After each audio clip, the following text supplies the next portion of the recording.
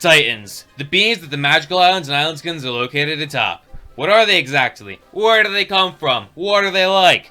Spoilers, we don't really know where any of them come from, except for like Rasphora, and like, none of them have a backstory of anything other than just, oh, they just appeared one day, other than like, the Glubbers and Enchantler.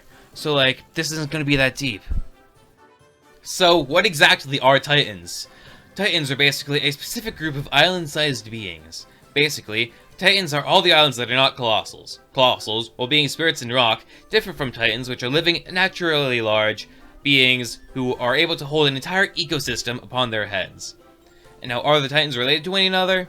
Likely not, it's just that they share common characteristics with each other, so we've classified them all as one thing. And these characteristics would be an obsession with taking islands' places, not being Colossals, and an obsession with taking other islands' places. Yes, that's it, we don't really know much about them, as stated earlier. Another characteristic shared among them is their young forms. Several Titans each have smaller, younger forms that they were before they became the gigantic Titans that they are today. Glubber's life cycles go from Glubpole to Glublet to Glubber, each going down deeper in the living ocean that they swim in. The Gigacheep life cycles go from those little yellow chicks that you can hold in your hand to the absolutely titanic Gigacheep, and the Enchantler life cycle is suspected by many to go from the Enchantling to the Enchantler.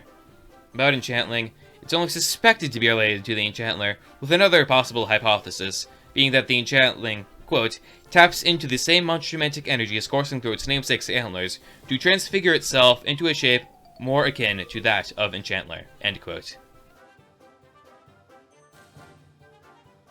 Now, before we go into the rest of the Titans who don't have any lore, we still have a bit of lore for a few of them.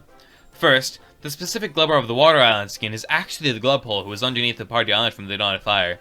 Second, the Enchantler Titan of the Magical Sanctum. It once strived to become a Colossal. This caused it to become as close to a Colossal as it could, becoming so powerful in its monstrumantic energies that it, upon finding out that it could not become a Colossal, fled to the previously locked-off pocket dimension, completely breaking open the metaphorical gates, letting the ethereal slip out. And third, Phosphor Titan of Light Island came from the Prism Gate. And finally, we arrive at the rest of the Titans, the Loreless Titans, those without backstories other than just, oh, they appeared one day. Those would be the Vegetatious Harvard of the Plant Island skin, the Dandruff-covered Sweaty of the Cold Island skin, the Gigacheep of the Air Island skin, the Hahoo of the Earth Island skin, who actually is quite interesting. It writes down all Monster World history on its body. Quite a shame it's not readable. The Krovloft of Psychic Island, the Facade of Fairy Island, and the Necrol of Bone Island. While the natural island skins don't have much information on them, we do know that they're in the general vicinity of the island, and that they basically act as the island. And for the magical islands, they are actually in the places of the ancient outer islands, but the Prism Gate sort of appeared one day and swallowed those up, which left a hole to be filled in by the Titans that stand there today.